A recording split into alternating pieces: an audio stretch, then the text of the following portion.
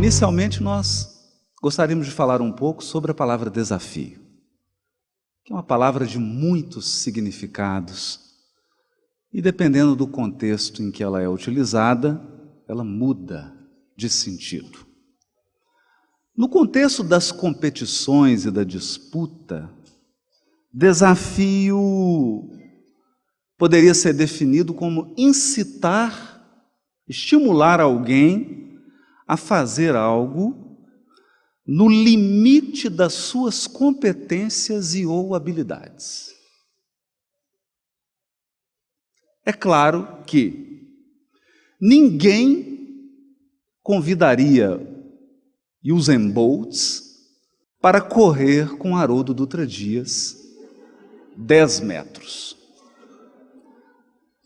Porque ele completaria a prova enquanto eu teria dado os 5 primeiros passos.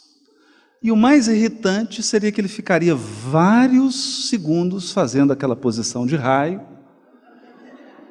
enquanto eu colocaria a língua para fora. Isso significa que para ele não representaria nenhum desafio.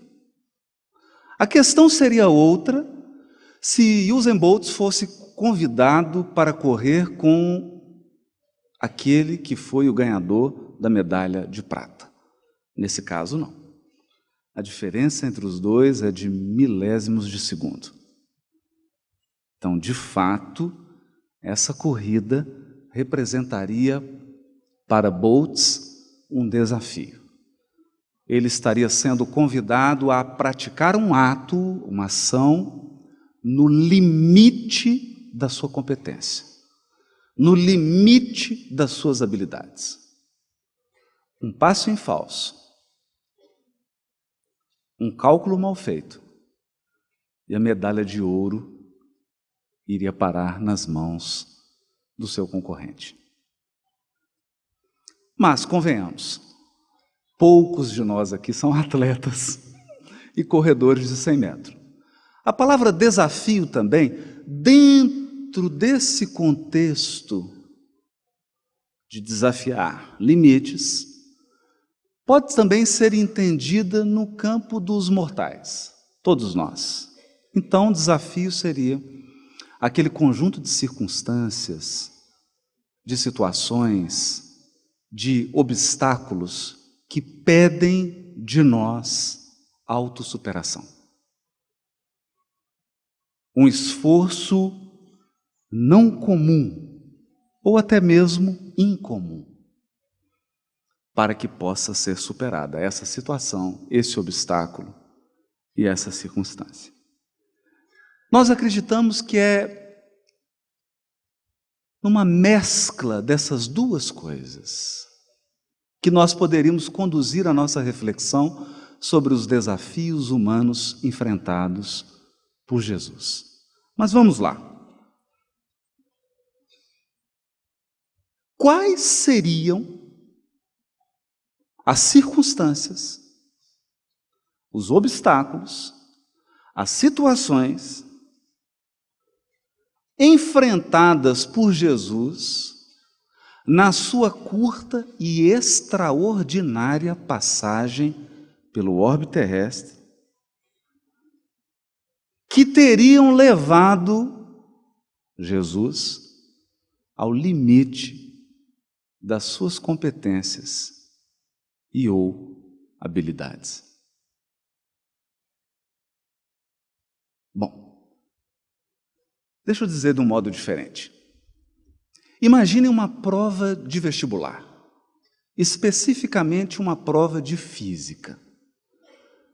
É claro para todos nós que para o aluno, para o vestibulando, a prova do vestibular de física é um desafio. Mas imagine que ao lado dele esteja fazendo a mesma prova o Prêmio Nobel de Física de 2016. Você acha que para o Prêmio Nobel de Física, a prova de vestibular do ano de 2016 em Goiânia é um desafio? Essa é uma boa questão. Essa é uma questão importante, porque ela nos conduz para um ponto central do Consolador prometido. O Espiritismo, o Consolador prometido, nos fornece um conjunto de lições e delineamentos a respeito do caráter de Jesus, da personalidade de Jesus, das aquisições de Jesus e até mesmo das funções exercidas por Jesus no orbe terrestre. Graças a esse conjunto de lições que podemos aprender no Espiritismo, se estudarmos com seriedade, paciência e tempo, chegaremos à conclusão que o Espiritismo nos coloca numa perspectiva muito diferenciada a respeito de Jesus. Nos coloca num ponto que nos dá uma vista privilegiada. Vamos checar isso. Eu selecionei aqui poucas passagens para que tenhamos uma panorâmica do que o Consolador prometido nos proporciona acerca dessa figura. No comentário da questão 625, Kardec escreve: para o homem, isso é importante, para o homem, então Kardec não disse para o universo, não disse isso. Para os anjos, não disse isso. Para o homem, Jesus constitui o tipo da perfeição moral que a humanidade pode aspirar na Terra. Se a humanidade aspirar ao mais alto patamar da perfeição moral que um ser humano possa imaginar, que ele possa cogitar, essa perfeição moral está condensada, está encarnada em uma pessoa, Jesus, o Cristo. Ele é o nosso horizonte máximo. O Cristo é o horizonte moral da humanidade terrena. É isso que Kardec está dizendo. E ele prossegue. Deus nos ofereceu Jesus como o mais perfeito modelo. E a doutrina que Jesus ensinou é a expressão mais pura da lei do Senhor. Não disse a única expressão da lei do Senhor, a exclusiva expressão da lei do Senhor. Kardec disse, a mais pura expressão da lei divina. Segue o codificador. Porque sendo ele o mais puro de quantos têm aparecido na terra, o Espírito de Deus o animava. O que levou ilustres pensadores do Espiritismo a dizerem, traduzindo as palavras de Kardec, Jesus é, foi e será para nós o médium de Deus. Não é pouco. Quanto aos que, pretendendo instruir o homem na lei de Deus, o têm transviado, ensinando-lhes falsos princípios, isso aconteceu por haverem deixado que os dominassem sentimentos demasiado terrenos. Sentimentos demasiado terrenos. Espíritos encarnaram com a missão de instruir comunidades, povos, em uma determinada época, mas foram tomados pelas circunstâncias materiais, terrenas, de costumes, de língua, de hábitos, da sua cultura, e isso deturpou a mensagem que traziam do mundo espiritual. Então você não tem uma mensagem 100% pura. Tem um percentual de impureza. Por terem confundido as leis que regulam a condição da vida da alma com as leis que regem a vida do corpo. Basta um olhar ligeiro nos livros das tradições religiosas da humanidade e nós veremos várias regras sanitárias. O que comer, o que não comer, o que lavar, o que não lavar, quando lavar, por que lavar, como lavar. Percebe? Coisa que hoje a Anvisa faz por nós. A Anvisa adverte, proibido trazer alimento de Portugal. Não é? E aí você tem que deixar o bacalhau, o azeite, se for pego. Normas sanitárias. Só que essas normas integravam livros religiosos da humanidade, até hoje. E são observadas e são lidas como regras da alma.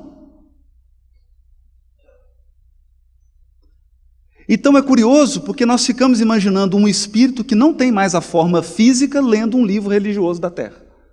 Lavar as mãos, ele não tem mais mão. Fica confuso. Porque a regra não se aplica. Percebe?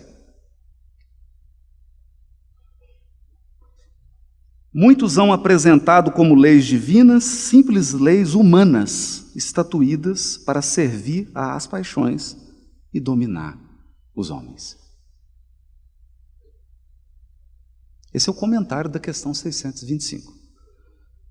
Bom, e a própria questão 625, não podemos deixar de citar, qual o tipo mais perfeito que Deus tem oferecido. Tem oferecido porque não foi aceito ainda.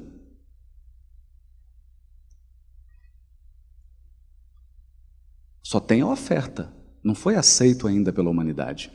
O tipo mais perfeito que Deus tem oferecido ao homem para lhe servir de guia e modelo, e a resposta é Jesus.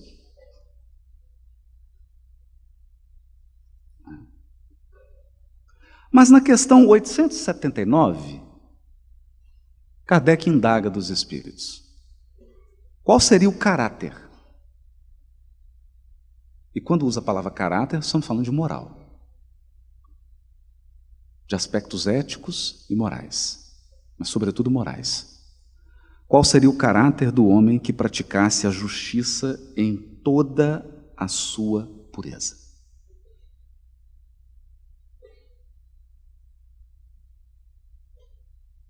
E os espíritos respondem: seria o caráter do verdadeiro justo. A exemplo de Jesus.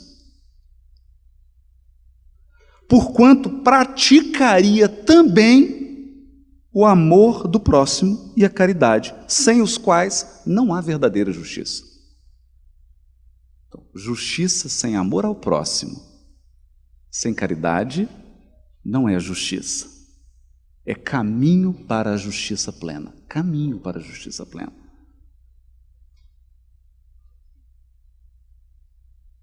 Então, vejamos que, até agora, o que nós aprendemos sobre Jesus aqui? Sobre o caráter dele. Qual que é o caráter de Jesus? Ele é o verdadeiro justo. Ele praticou a justiça na sua maior pureza. A sua doutrina expressava, ou era a expressão mais pura da lei de Deus. o Espírito de Deus o animava. Então, Deus falava por ele, agia por ele, dado o grau da sua pureza espiritual. Pois bem, na questão 1009, há uma mensagem de ninguém menos do que Paulo de Tarso, o homem que buscou com todas as forças intelectuais do seu espírito configurar, descrever Jesus na linguagem humana. É claro, dentro do contexto do mundo romano, do mundo grego e do mundo judaico, com as categorias do mundo romano, com as categorias do mundo grego e com as categorias do mundo hebreu. Essas eram as referências de Paulo. Ele tentou descrever para um ser humano a figura de Jesus. O que levaria Emmanuel a dizer que Paulo aclimatou a flor delicada do Evangelho ao ambiente inóspito do mundo. Percebe? Então, a flor profundamente espiritual, profundamente sublimada do Evangelho, precisou ser materializada, concretizada para parâmetros humanos. Isso está nas cartas de Paulo. As cartas de Paulo constituem, então, uma mediunidade de materialização, se assim quiserem. Esse espírito vem na codificação e na questão 1009, imaginem, nós estamos falando muitas décadas antes de Freud, muitas décadas antes de Jung. Olha o que ele vai escrever. Quem é com efeito o culpado? Quem é o culpado? Paulo diz, é aquele que por um desvio, por um falso movimento da alma, se afasta do objetivo da criação. Que consiste, qual que é o objetivo da criação? Do Espírito.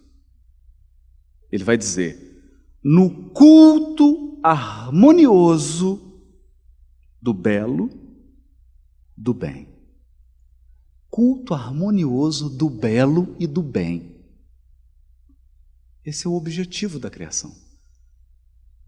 Culto harmonioso do belo e do bem. Idealizados pelo arquétipo humano. Paulo usa a palavra arquétipo, muito antes de Jung. Pelo arquétipo humano, pelo homem tracinho Deus, Jesus Cristo. Então Jesus é o arquétipo do verdadeiro ser humano. Jesus é o projeto original do ser humano. Quando a espécie humana surge na face da terra, o projeto de Deus é um ser humano igual a Jesus. Mas aí tem uns probleminha aí de execução do projeto. Bom, nada que não possa ser corrigido. Está em correção. Está em correção. Por isso que os Espíritos falam de uma era de regeneração, porque regenerar é gerar de novo, corrigir o erro, para aproximar o ser humano que hoje anda na Terra do ser humano original projetado, do tipo, do modelo que é Jesus, o Cristo planetário. Ele é o arquétipo do ser humano. Palavras de Paulo. Mas na Revista Espírita, de fevereiro de 1868, no item Os Espíritos Marcados, número 3, os Espíritos vão dizer para Kardec, os Messias, o que é Messias? Porque Cristo, em grego, é Messias em hebraico. Né? Significa o enviado, o ungido, alguém que foi empossado em uma função. A gente imagina que Messias é um adjetivo, Não, Messias é um cargo. E o que é um cargo? Um cargo é um conjunto de atribuições conferidas a alguém. Por isso o Messias era um ungido. Derramava-se um óleo sobre ele, sobre a cabeça dele, porque era o ato de posse. Aí ele tomava posse e começava a exercer as suas atribuições. Então aqui os Espíritos vão esclarecer. Os Messias, seres superiores, chegados ao mais alto grau da hierarquia celeste, depois de terem atingido uma perfeição que os torna infalíveis daí por diante.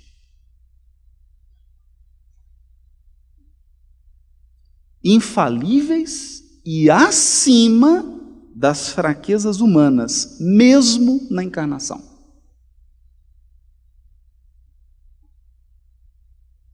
Isso aqui é São Luís, Lacordaire, Lamennais.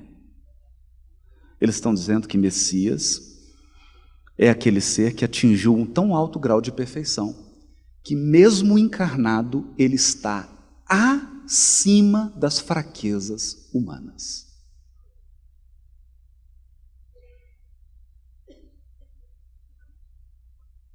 Admitidos nos conselhos do Altíssimo, olha isso, porque Deus possui conselhos, é a chamada diretoria. Chama-se SA Universo. É a empresa. Com vários empreendimentos, fabrica muita coisa. Planeta, galáxia, constelação, um negócio assim, um empreendimento gigantesco. E tem um conselho diretor. Deus é o dono da companhia. Quando um espírito é admitido nos conselhos do Altíssimo, quando ele se torna um Messias. Admitidos nos conselhos do Altíssimo, recebem diretamente a palavra de Deus, que são encarregados de transmitir e fazer cumprir, porque transmitir a palavra de Deus é fácil, difícil é cumpri-la. Verdadeiros representantes da divindade, é bom que se diga isso. Olha, quando o presidente da República, o presidente do Senado, do Congresso, de um tribunal, etc., não pode comparecer, ele manda um representante. O representante fala em nome dele, não raro lê um discurso oficial. Então, se eu estivesse aqui, nesse momento agora, representando o Tribunal de Justiça, não é o Haroldo, é o Tribunal de Justiça. Se eu falasse alguma coisa aqui, não estou falando pessoa, não é a minha pessoa que está falando.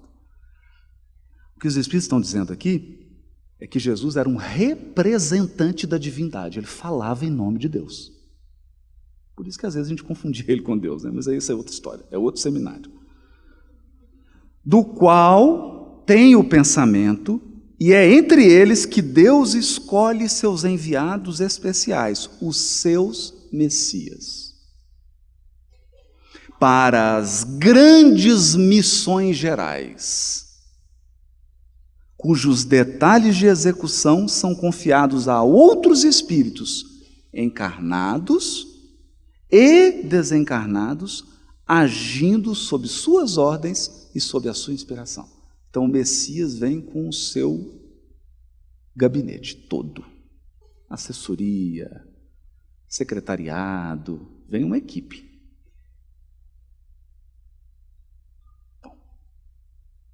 E você deve estar pensando assim, qual que é o tema mesmo?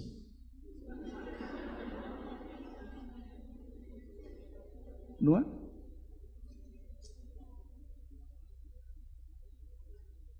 O tema é os desafios humanos enfrentados por Jesus. Então, para um pouquinho, respira.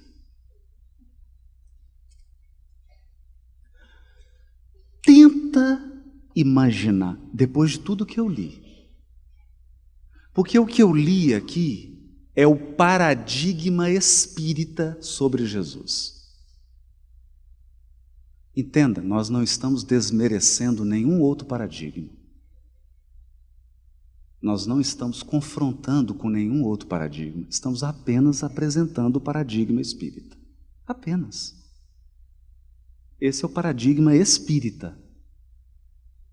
Vejam que eu citei apenas textos da codificação. Tenta imaginar uma situação, uma circunstância, um obstáculo que tenha levado Jesus ao limite das suas habilidades.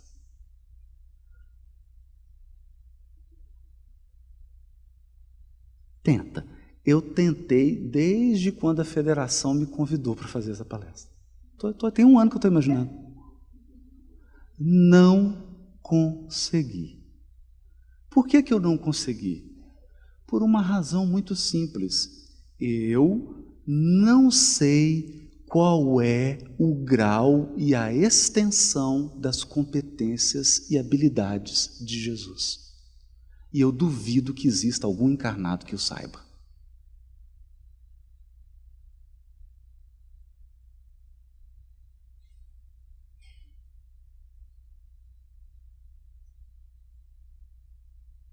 Então, você lembra daquela prova de física do vestibular?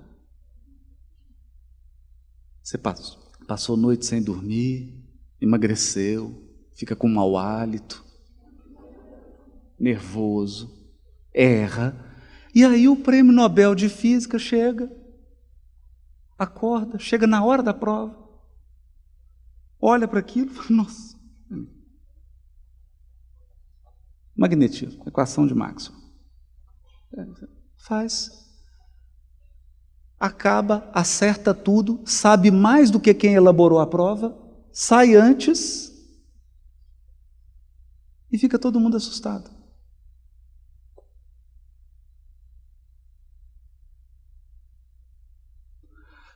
O que nos chama atenção na Revista Espírita é, quando vai descrever os Messias, diz assim, chegados a um tão alto grau de perfeição que se tornam infalíveis daí por diante, acima das fraquezas humanas, mesmo quando encarnados.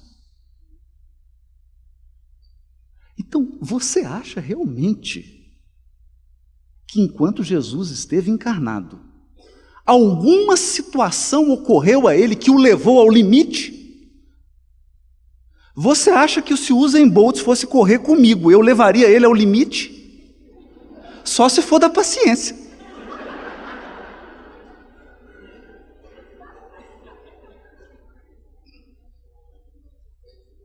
Entendem?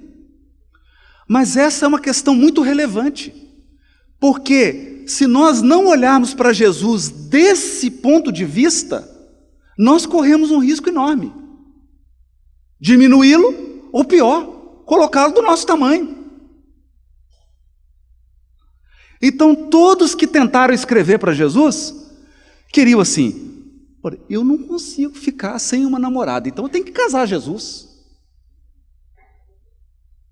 Porque se Madalena passasse perto de mim, eu não ia resistir. Então tem que casar Jesus com Madalena.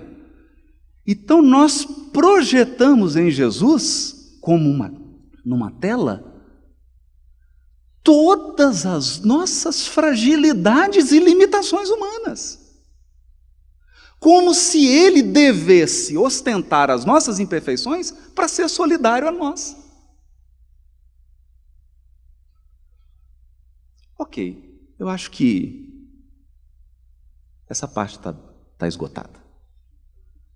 Mas será que realmente eu estou colocando a questão numa perspectiva adequada para o tema do congresso? Não. Não. Colocar a questão nesses termos não é abordar o assunto de maneira adequada. voltemos ao Prêmio Nobel de Física. Ok. Ele chega na prova do vestibular, faz aquilo, em 15 minutos, fica todo mundo olhando, até quem elaborou a prova, falou, ele resolveu de um jeito que nem eu imaginava que era possível, mas tudo bem, resolveu. Mas e se o Prêmio Nobel de Física resolver ajudar os vestibulandos a passarem no vestibular de Física?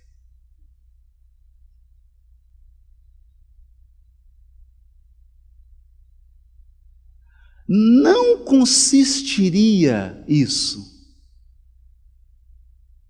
um extraordinário, prazeroso, incrível desafio? Penso que sim. Pois é nessa perspectiva que eu acho que o tema deve ser abordado de forma adequada. Deixa eu explicar melhor.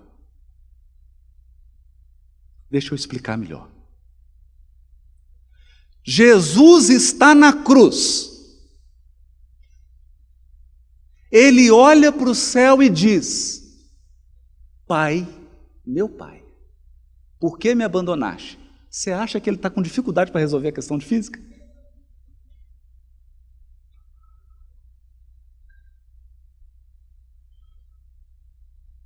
Você realmente acredita nisso? Ele está com medo de desencarnar?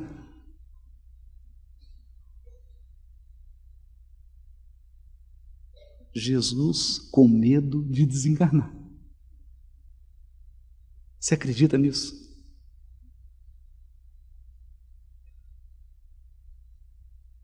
É um enfoque equivocado. Esse é um enfoque equivocado. O enfoque deveria ser: o que ele está querendo me ensinar com isso? O diabo foi tentar Jesus. Você acha que realmente o diabo está tentando?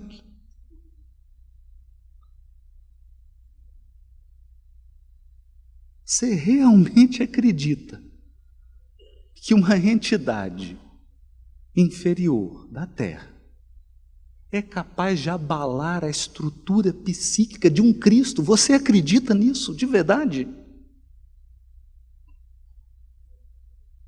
Então você acha que realmente a tentação é para Jesus? Você acha que quando o Prêmio Nobel de Física, diante dos seus alunos, agora que ele admitiu, vem cá pessoal, eu vou ajudar vocês.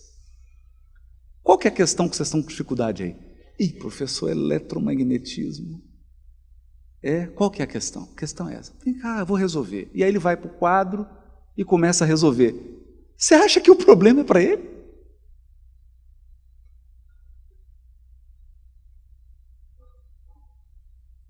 Você acha que ele está ali no quadro negro sendo desafiado?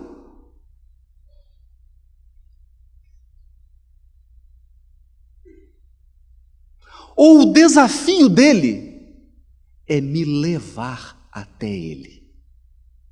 Eu gostei dessa ideia.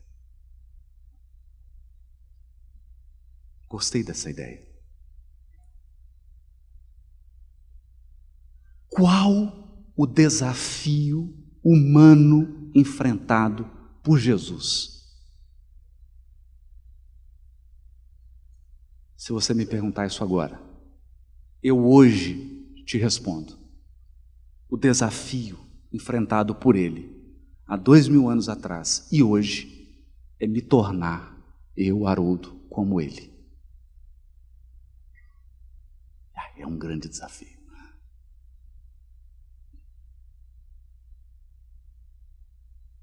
Não é ele que está em jogo, sou eu.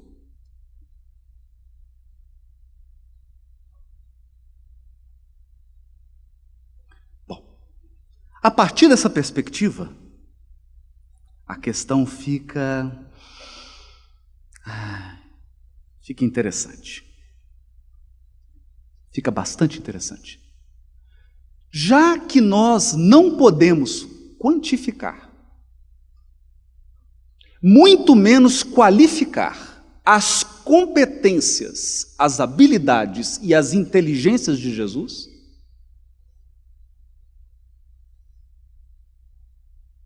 As competências, as habilidades e as inteligências de Jesus. E vou dizer por quê. Eu vou dar um exemplo aqui. Por que nós não somos capazes de fazer isso? No último dia de vida de Francisco Cândido Xavier, de vida como encarnado, porque ele está vivo, viu, gente? A morte não existe. Né, Desi? Está vivo. No último dia, ele ligou para um amigo que eu tenho a grata satisfação de encontrar todo abril, lá na casa do Chico, no aniversário, que a gente vai lá fazer o evento, comemorar o aniversário. Era o homem que fazia a barba do Chico. Ele gostava de fazer com navalha, do jeito tradicional, né? Rente, justa. Ele, de manhã, me disse a Donda. Ele acordou, separou um terno bonito, sapatinho, aqueles molinhos, novo, ajeitou tudo, e ela ficou só olhando, falou, sabe quando o Chico vai sair? Não conseguia nem andar mais. O Chico vai para onde? Ele ligou para esse companheiro e disse assim, fulano, eu preciso que você venha aqui fazer minha barba. Ele falou assim, mas Chico, eu não estou em Uberaba. Eu chego depois do almoço, e aí então eu vou, almoço e faço a sua barba. Meu filho, aí já será tarde demais.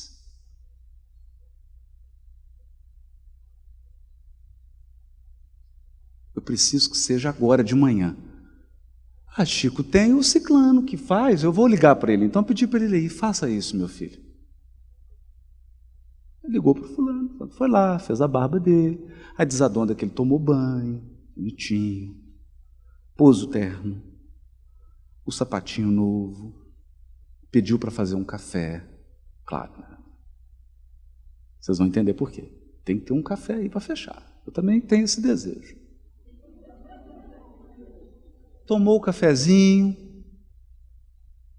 porque mineiro, depois que toma um café, já pode morrer. Já está cumprida a tarefa. Tomou o cafezinho, deitou na caminha dele, banhozinho tomado, barba feita, cabelinho arrumado. Sabe para quê? Para não dar trabalho para ninguém. Pôs a mãozinha no peito, suspirou e disse assim, graças a Deus, e desencarnou.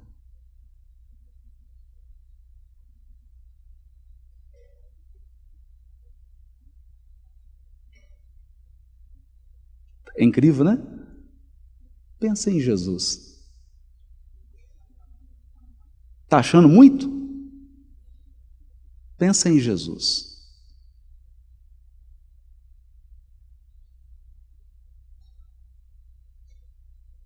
Pensa em Jesus.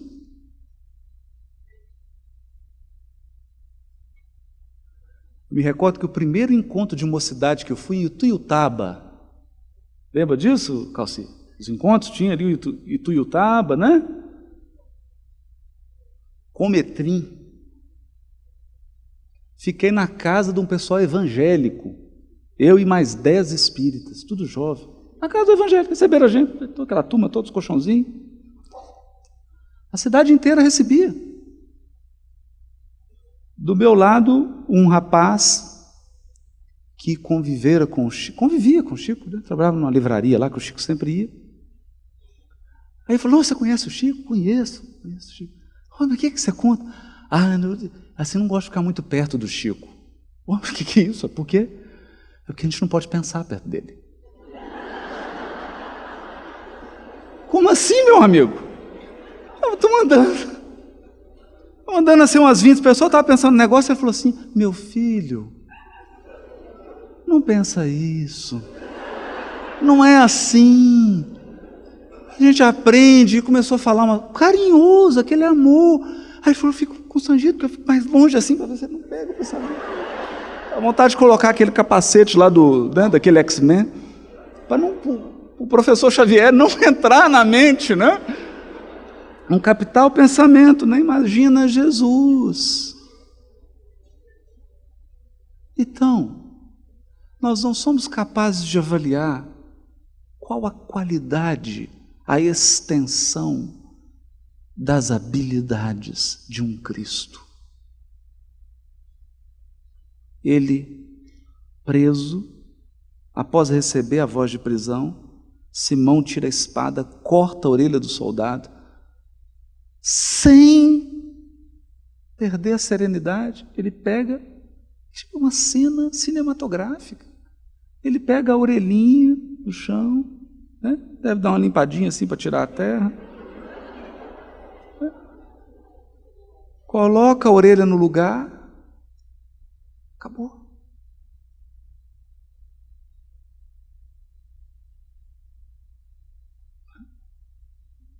Bom, então, o que é proveitoso para nós nesse tema de hoje? O que é proveitoso para nós? E se você imaginar, olha, eu vou pedir para você um grande esforço agora. Imagine que Jesus é o guia da humanidade. Faz uma força. Imagina que ele é o guia. Se ele é o guia, ele quer te conduzir para um lugar que não é físico. É um lugar dentro de você mesmo.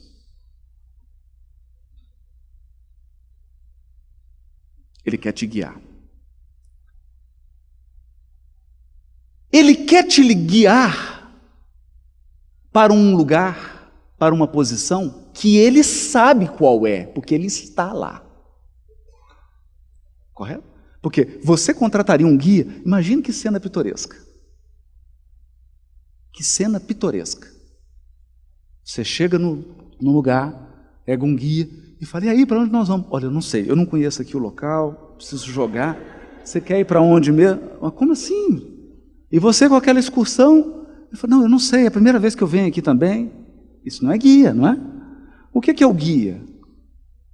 O guia chega, nós vamos em tal lugar bonito, depois vamos passar em tal lugar, vocês vão ver isso. Aí enquanto você está passando, não é assim? Esse prédio aqui foi construído em 1800 e não sei o quê, e aqui morou não sei quem. Esse é o guia, ele sabe. Ele sabe onde ele está te levando. Então, se ele quer nos conduzir, qual seria o desafio para que nós cheguemos lá? Porque esses serão os desafios dele. Não por ele, mas por nós. Ele tem um plano, ele tem um projeto para cada um de nós aqui. Jesus te ama. Né? Tem um projeto. Mas o desafio, adivinha, é você. Então eu escolhi aqui algumas áreas. Poderia ter escolhido mais? Poderia, mas o tempo não permite. Então tive que selecionar. Selecionei algumas assim que me parecem vitais. Você poderia ter selecionado outras, não tem problema. A ideia aqui é que você saia e pense nisso e selecione outras áreas e reflita sobre isso. Porque a proposta aqui é que essas áreas selecionadas sirvam apenas de modelo para guiar o raciocínio. Algumas áreas. Mas antes de nomearmos essas áreas, queríamos dizer um pouco sobre a plataforma de Jesus. Então, se você perguntasse assim, ok, você é o Messias, é o guia, é o tipo mais perfeito, mas qual que é o seu projeto de governo? A assessoria dele disse isso na campanha eleitoral.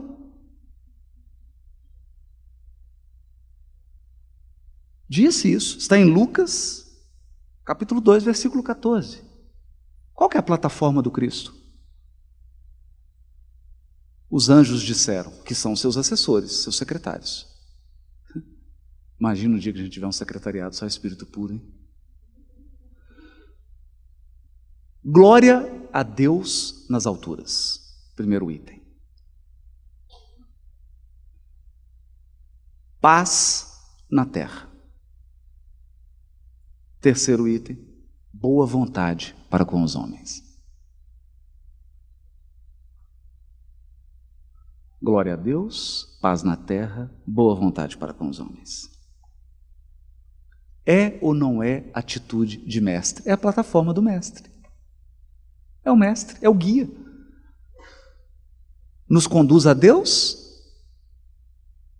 nos mostra a grandeza de Deus, a grandeza do nosso retorno a Deus, a prioridade do nosso retorno a Deus, a importância dessa jornada ser feita em paz, conosco e com os outros, e um pouco de paciência com a gente, porque somos alunos assim, mais difíceis. Somos alunos mais difíceis.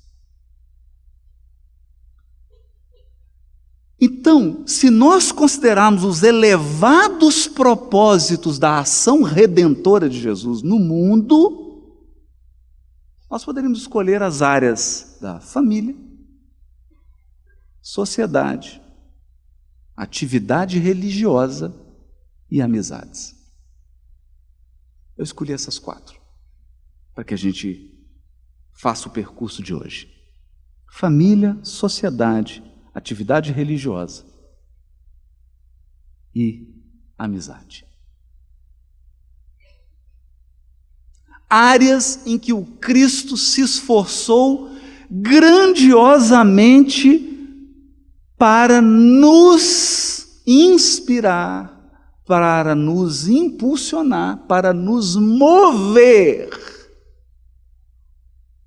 e nos comover. Mover e comover. Primeiro, família.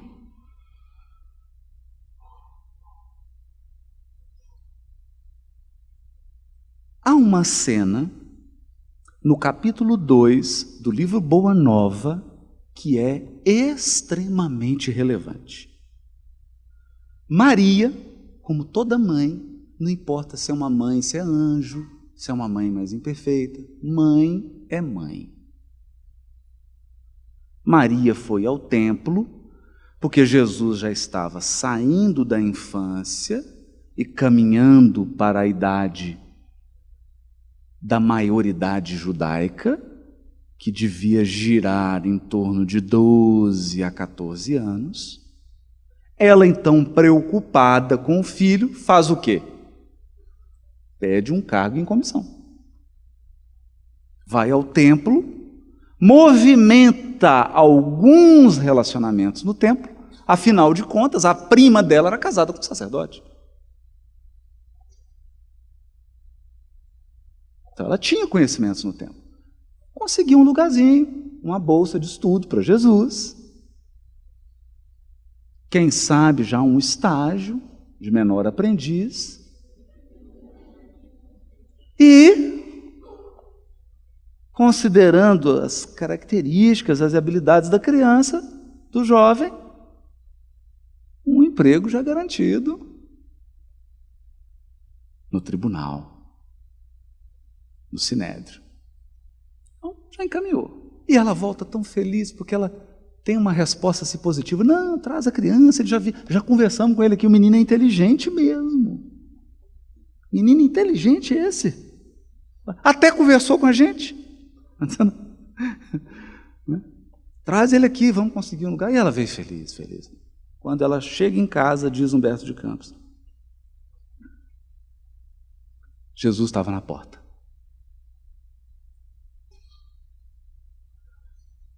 É engraçado isso, que ele não diz nada. Ele só, diz Humberto de Campos, olhou para ela, já entendeu? Ai, meu Deus.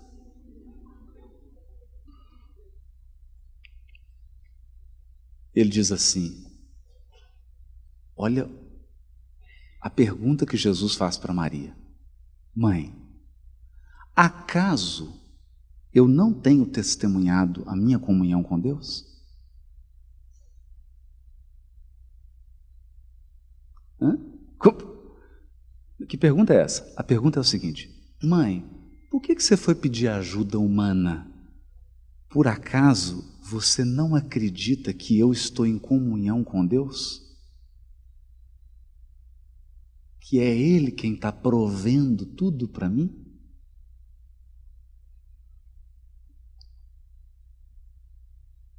Ela já entendeu, e aí fala: não, meu filho, é porque eu fico preocupado com o seu futuro. É papo de mãe, né? E aí narra Humberto de Campos: no mesmo dia, embora ele soubesse das belas promessas que os homens do templo fizeram na presença de sua mãe a seu respeito, Jesus aproximou-se de José e lhe pediu com humildade que o admitisse em seus trabalhos na carpintaria. Desde então, como se nos quisesse ensinar que a melhor escola para Deus é a do lar e a escola do esforço próprio, concluiu a palavra materna com singeleza. Ele aperfeiçoou as madeiras da oficina, empunha o martelo e a enxó, enchendo a casa de ânimo com a sua doce alegria.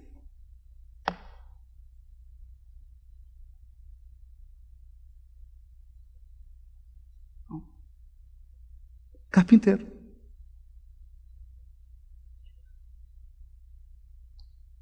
Enchendo a casa com a sua doce alegria.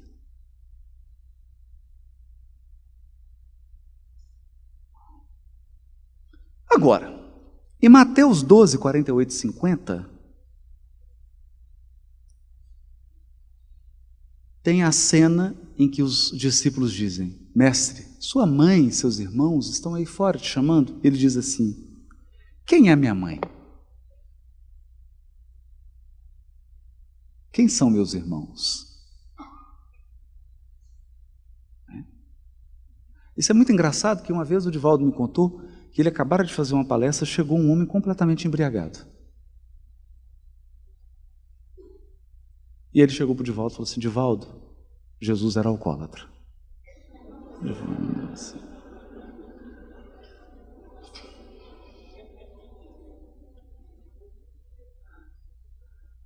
Mas por que você está dizendo isso, meu filho? Parece simples. Ele começou a atividade dele numa festa de casamento, transformando a água em vinho. Bebeu tanto que saiu perguntando: quem é minha mãe, quem são meus irmãos?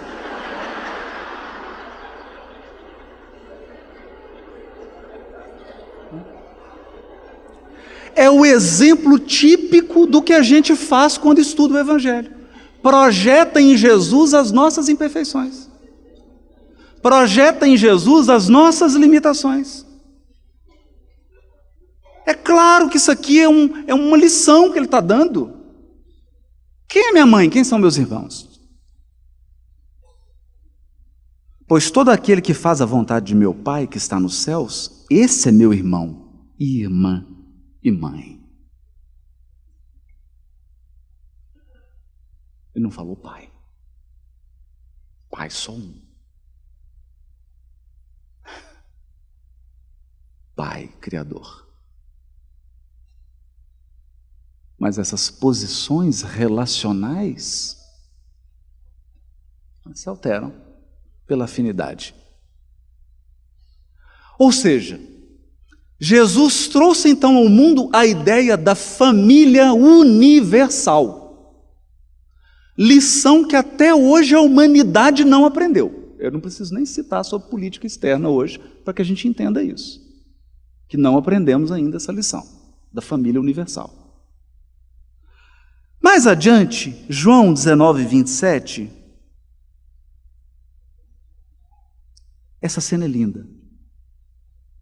Ele está na cruz nos últimos momentos. E embaixo está a mãe, o anjo do sofrimento, puro. Puro. O arquétipo da mãe. E do lado João. A seguir diz ao discípulo: eis aí a tua mãe. Desde aquela hora, o discípulo recebeu Maria em sua própria casa. Bom, o que é o desafiador aqui então? Sabe o que é desafiador? É equilibrar o sentido de universalidade com o afeto particular que nós devemos aos familiares. Esse é o desafio. Como ser cuidadoso, amoroso, generoso com a nossa família, com os nossos, sem perder o senso de universalidade. E como ser universal sem perder o senso de particular. Como encontrar a justa medida? Essa é a lição de Jesus. Porque a mãe estava preocupada para conseguir um lugar para ele vem, não, mãe. Eu estou em comunhão com o Pai, vou trabalhar aqui dentro. Mas ele não trabalhou ali dentro e está lá trabalhando, não! Enchia a casa de alegria, pegava os instrumentos da carpintaria, ou seja, ele transformou o lar num templo. A mãe queria que ele saísse do lar para estudar no templo. Não, ele trouxe o templo para dentro do lar. Quantos de nós é capaz de trazer o grupo espírita para dentro da própria casa? É desafiador. Ser tão amoroso, tão atencioso, mas sem perder o senso de universalidade. É um desafio. Eu acho que aqui você está consciente da família universal e, concomitantemente, você amparar os laços consanguíneos. Então, Jesus não abdicou da sua afetividade, ele cultivou nos mínimos detalhes as suas relações familiares, a ponto dele esquecer a própria dor na cruz. Ele esqueceu a dor para pensar na mãe. Mas ele não permitiu que a sua ação divina se tornasse subalterna aos caprichos do grupo familiar. Percebe? A ação divina dele não foi escravizada por laços familiares. Porque ele sabia que veio. Então ele apaziguou o coração materno, permaneceu no lar, em um laborioso trabalho da carpintaria, sem dúvida. Não se esqueceu de socorrê-la nos momentos finais, mas ele estava ciente do valor inigualável da mensagem que ele trazia do próprio Deus.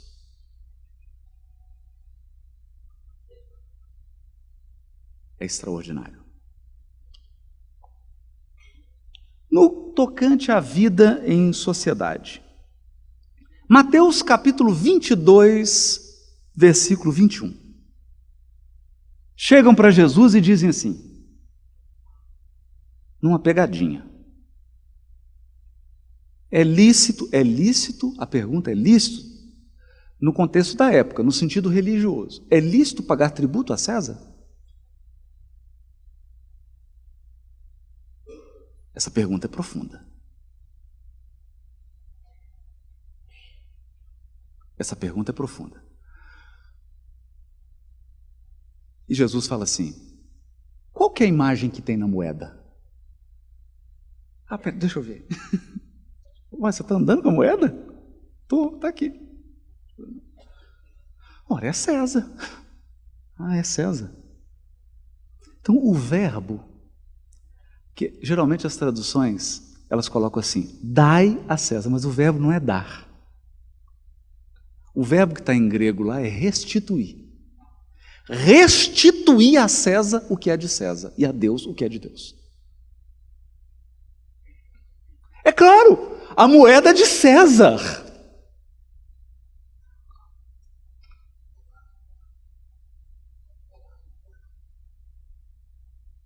A sua nacionalidade é do Brasil. Foi a pátria que te deu a nacionalidade.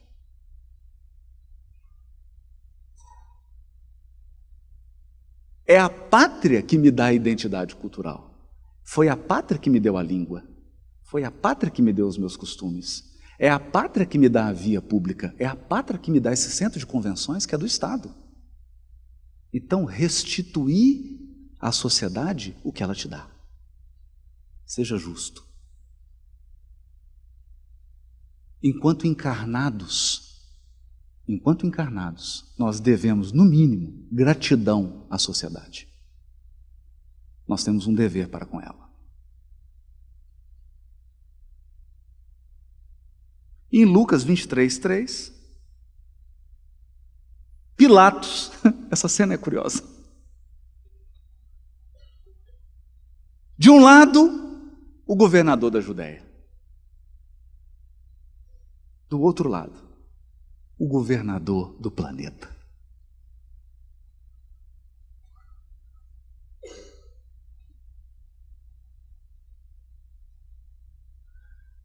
Imaginem se fosse a gente.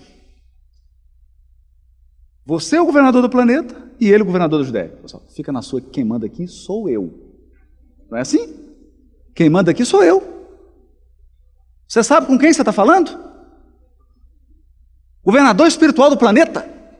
Mais respeito comigo? Não. Pilatos o interrogou dizendo: tu és o rei dos judeus? Olha que pergunta maliciosa. O governador da Judéia era ele, Pilatos. É claro. Que pergunta capciosa é essa? Por acaso é você o rei dos judeus? Jesus diz a ele: tu dizes. Não tem confronto. Não tem confronto. Sabe por quê? Porque Jesus tinha plena consciência de que Pilatos não seria o governador da Judéia se não estivesse nos desígnios do Altíssimo. Ninguém exerce um poder sobre a terra se a providência divina não o permitir.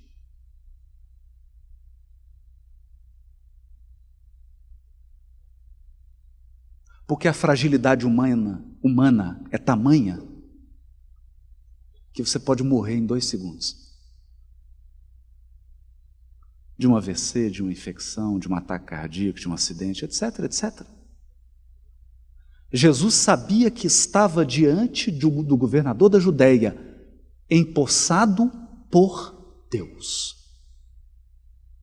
Eram os desígnios do Todo-Poderoso que colocou o Cristo planetário sob as ordens daquele homem. E Jesus obedeceu. Obedeceu em respeito a Deus.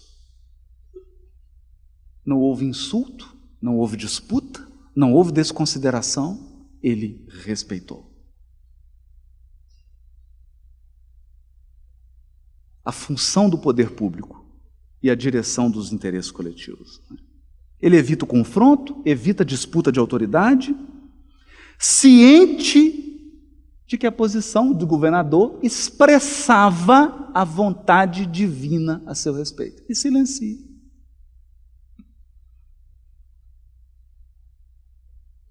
Silencia. Aconselha a pagar o tributo, cumpre todas as ordenações desde o instante inicial, porque quando vai para ser batizado por João Batista diz, mas João Batista não era bobo, né? Alguns ali enxergavam, eram poucos, mas enxergavam. João Batista diz assim: mas eu que tenho que ir até você e você vem até mim.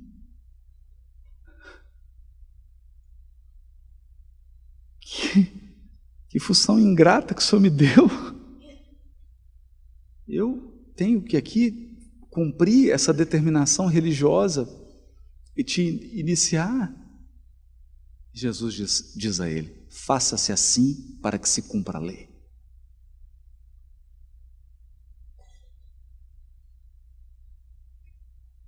Não tem jeitinho.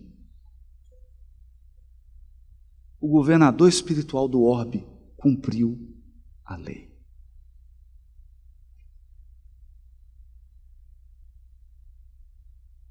João Batista cumpre as ordenanças humanas, mas aí vem a intervenção divina.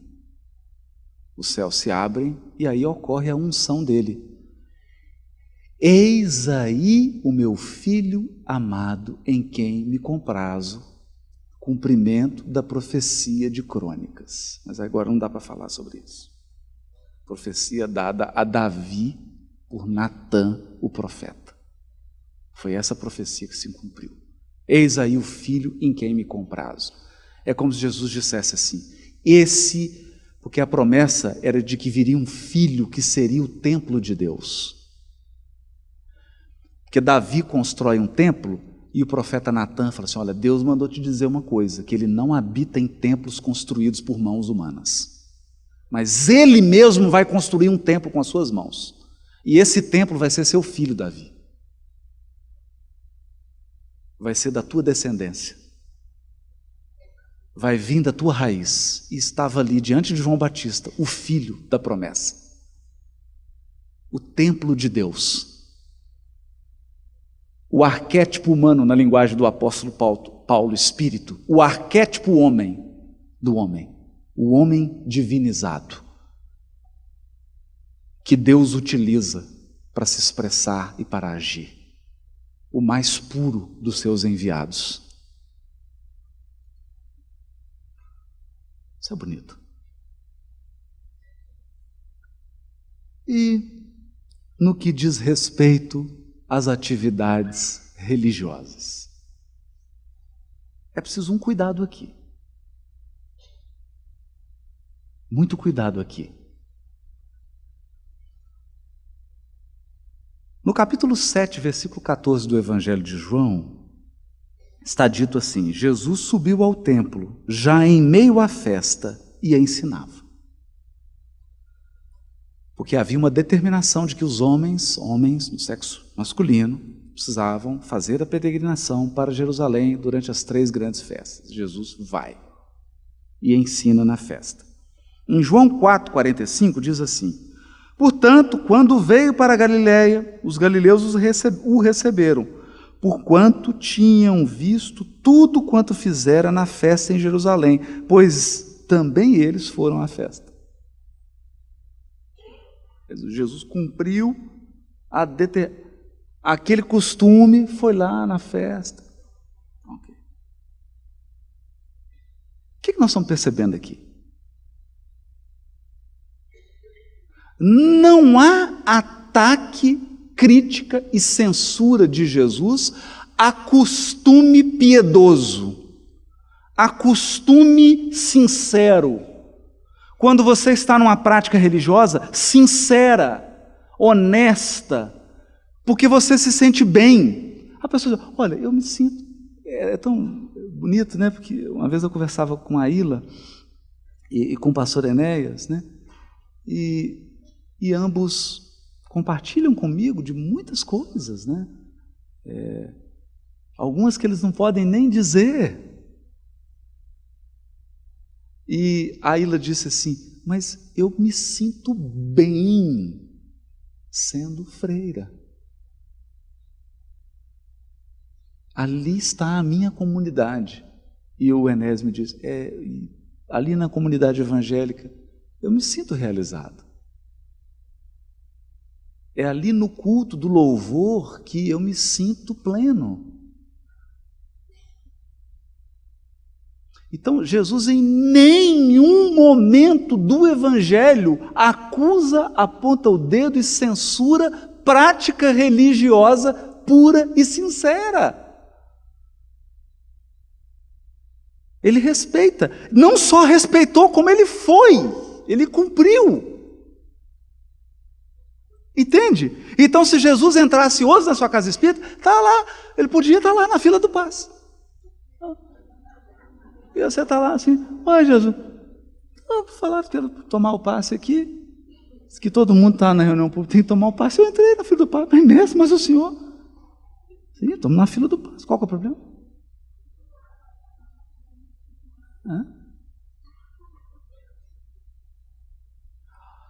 Em compensação, Mateus 23, versículo 23. Aí nós vemos o mestre, com toda a energia do seu espírito puro. Ai de vós, escribas e fariseus, hipócritas, que pagais o dízimo da hortelã, do endro e do cominho, e deixam as coisas mais importantes da lei: a justiça, a misericórdia e a fé. O que é o dízimo? Jesus é tão inteligente. Nossa. Porque o dízimo da hortelã é o seguinte, gente. Você pegava lá a hortelã, 300 gramas de hortelã. Hortelã, para fazer o chá de hortelã. Pagava o dízimo 10%. Quanto que é 10% de 300 gramas? 30 gramas. Então o escriba e fariseu falou: não, tem que pagar. Quanto que você pegou de hortelã? 300 gramas. Dá 30 gramas. E faziam discursos e acusações por causa de 30 gramas de hortelã. Mas a justiça, a misericórdia e a fé ficavam para trás.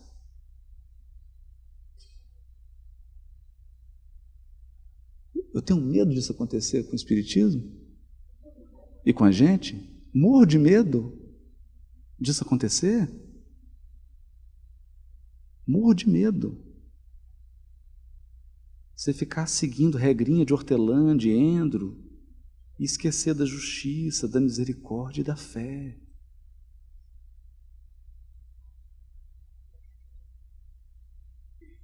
Então, na relação de Jesus com a atividade religiosa, ele respeita a crença sincera, mas ele adverte contra a hipocrisia.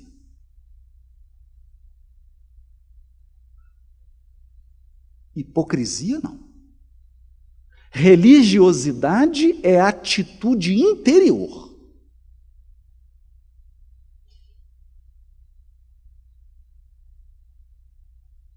Interior.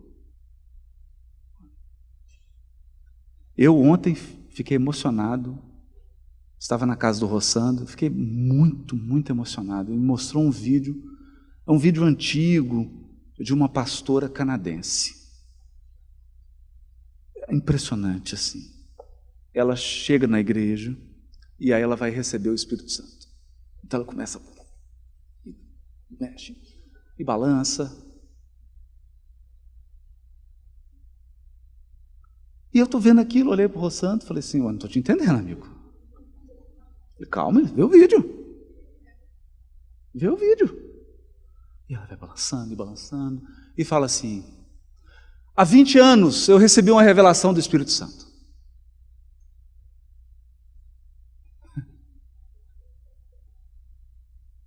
E a revelação é que não seria a minha geração. Seria uma geração depois da minha. Aí eu falei: nossa. Aí até eu comecei a balançar no sofá. Já comecei também a balançar a cabeça, porque você contagiou, o negócio contagia. E ela balançando, e o pessoal segurando, balançava mesmo. Aí tem uma hora que ela joga o sapato, eu não vou fazer isso aqui não, fiquem tranquilos. Joga o sapato voa. Eu falei: gente, que coisa impressionante. E ela começa: porque meu filho sofreu um acidente. E o médico disse: ele nunca mais vai andar.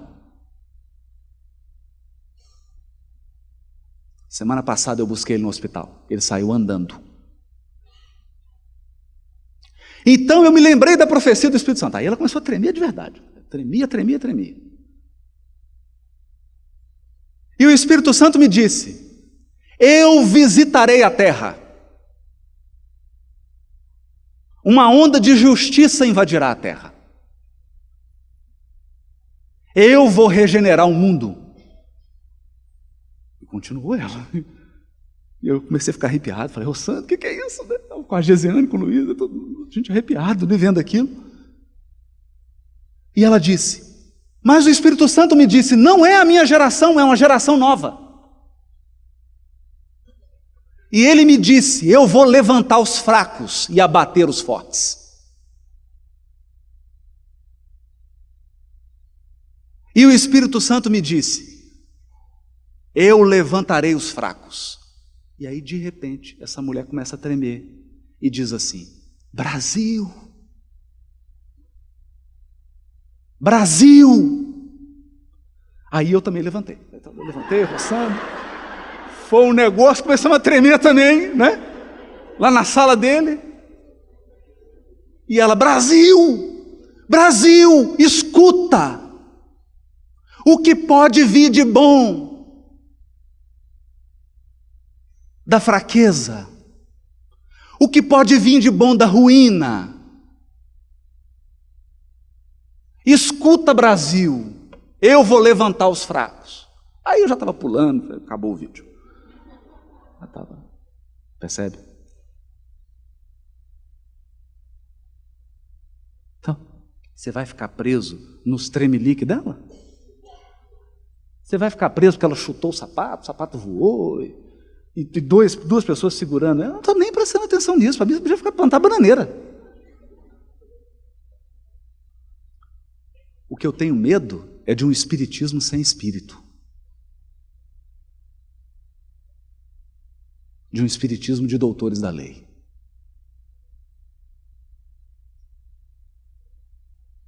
Porque eu aprendi que a doutrina é dos espíritos.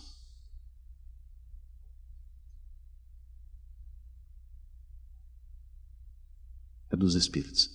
E foi preciso uma pastora do Canadá para me lembrar da missão do Brasil.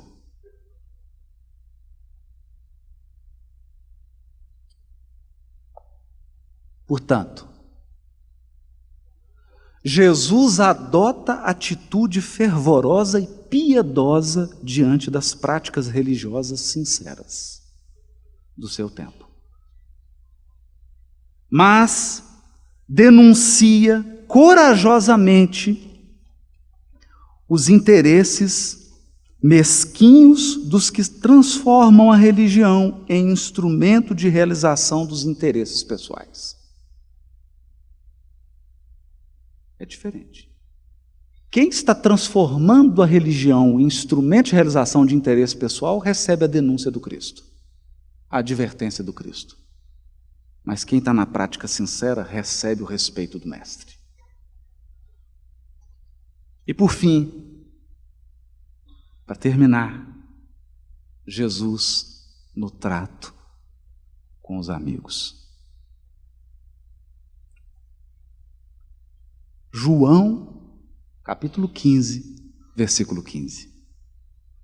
Eu vos tenho chamado amigos, porque todas as coisas que eu ouvi junto de meu Pai, eu vos dei a conhecer. Vocês estão lembrados da mensagem da Revista Espírita? Os Messias são os espíritos admitidos nos conselhos do Altíssimo, que recebem a palavra direta do Criador? É o que ele está dizendo aqui, tudo que o Pai me falou comigo lá. Deus chegou para mim e falou, filho, e conversou, eu dei a conhecer a vocês, porque eu considero vocês amigos.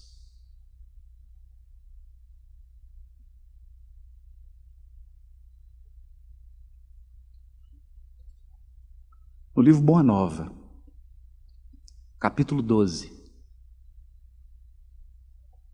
Jesus diz para Simão Pedro, Simão, os afetos da alma são laços misteriosos que nos conduzem a Deus. Os afetos da alma são laços misteriosos que nos conduzem a Deus. Saibamos santificar a nossa afeição, proporcionando aos nossos amigos o máximo de alegria. seja o nosso coração uma sala iluminada, onde eles se sintam tranquilos e ditosos.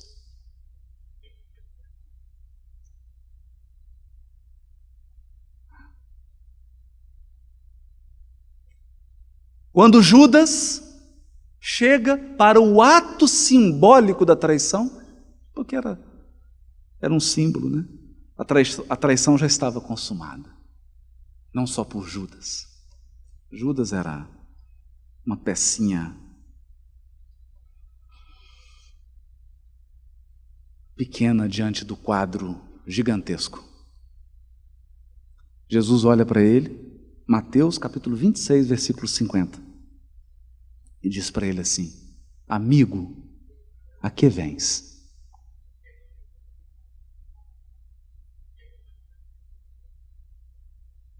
Será que Jesus não sabia?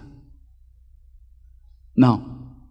Diz Emmanuel, Jesus dava a Judas a última chance de voltar atrás. Porque é isso que a gente faz com um amigo. Não desiste dele nunca. Nunca. E no livro Estante da Vida, capítulo 4,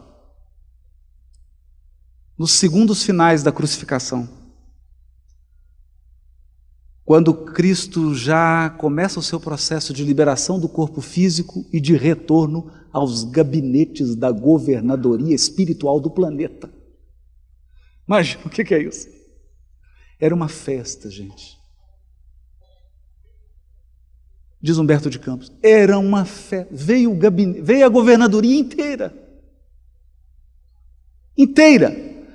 Eram anjos cantando, anjos passando bálsamos espirituais nas feridas, anjos acariciando o mestre, preparando ali, anjos da justiça, anotando os envolvidos no processo. Quando um anjo aureolado de intraduzível esplendor apareceu, solitário, descendo do império magnificente das alturas, enlaçou o busto do inesquecível supliciado, com inexcedível carinho, e colou por um instante o ouvido atento em seus lábios, que balbuciavam de leve. Jesus pronunciou algo que os demais não escutaram distintamente. O mensageiro solitário desprendeu-se então do lenho duro, revelando olhos serenos e úmidos. O anjo chorou. Chorou. E de imediato, esse anjo desceu do monte ensolarado para as sombras que começavam a invadir Jerusalém, procurando Judas a fim de socorrê-lo e ampará-lo. Era o anjo da caridade. Foi o último pedido de Jesus. Ampara meu amigo que me traiu.